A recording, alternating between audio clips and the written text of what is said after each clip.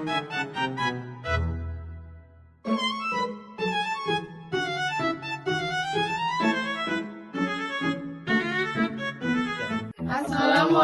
warahmatullahi wabarakatuh.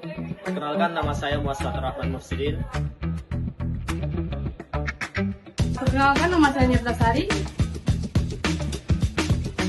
Perkenalkan, nama saya Aizi Ramia Sabila. Kami dari kelompok 21 ingin memaparkan tentang fungsi perencanaan.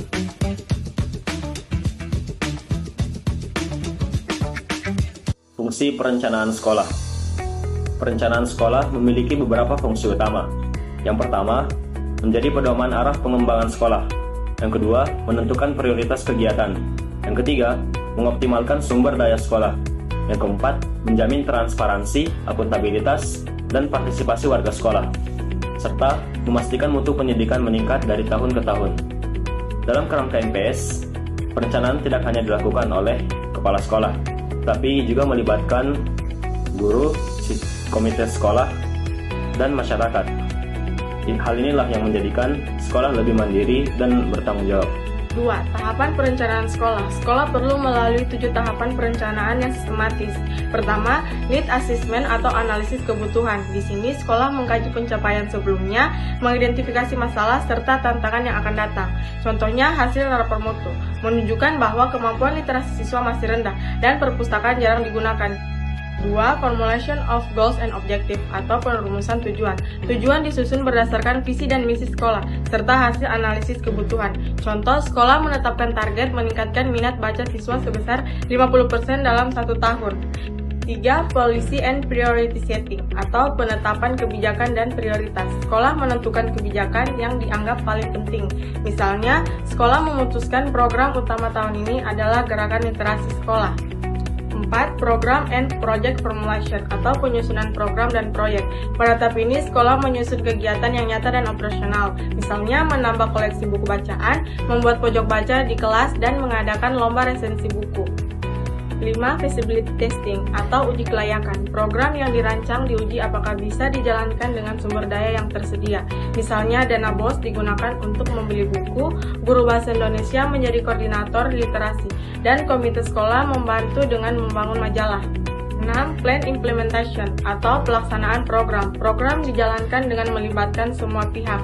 Misalnya, setiap pagi siswa membaca buku 15 menit sebelum pelajaran, jurnal literasi diperlihatkan oleh wali kelas dan kepala sekolah memantau pelaksanaannya. 7. Evaluation and revision for future plan atau evaluasi dan revisi.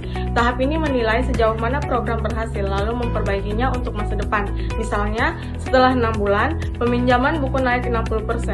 Hasil evaluasi menunjukkan bahwa siswa lebih suka bacaan bergambar, sehingga sekolah menambah koleksi komik edukatif dan mengadakan kegiatan bedah buku. Yang ketiga, penyusunan rencana strategi sekolah. Selain perencanaan tahunan, sekolah juga menyusun rencana strategis atau RESTRA untuk jangka waktu 4 hingga 5 tahun. RESTRA biasanya memuat yang pertama, visi, misi, dan tujuan sekolah. Yang kedua, analisis SWOT, kekuatan, kelemahan, peluang, dan tantangan. 3. Program strategis seperti peningkatan literasi, prestasi akademik, pembinaan karakter, dan pengembangan ekstrakurikuler. Yang keempat, indikator keberhasilan yang jelas seperti naiknya rata-rata nilai siswa, meningkatnya budaya baca, serta prestasi siswa yang lebih baik. 5. Monitoring dan evaluasi yang dilakukan secara rutin setiap semester. Dengan adanya RESTRA, sekolah tidak hanya fokus pada jangka pendek, tetapi juga memiliki arah pembangunan jangka panjang. Dari pembahasan tadi, kita bisa melihat bahwa perencanaan dalam manajemen peningkatan sekolah sangat penting. Dengan perencanaan yang matang, sekolah dapat menjalankan program lebih terarah, transparan, dan partisipatif. Perencanaan tidak hanya menjadi dokumentasi tertulis, tetapi juga sebuah komitmen bersama untuk mewujudkan visi sekolah. Sebagai penutup, saya ingin menyampaikan sebuah pesan. Perencanaan yang baik adalah kunci keberhasilan. Sekolah yang terencana dengan baik akan melahirkan generasi yang unggul, berkarakter, dan siap menghadapi masa depan. Sekian materi yang dapat kami sampaikan, lebih dan kurangnya mohon dimaafkan. Wassalamualaikum warahmatullahi wabarakatuh.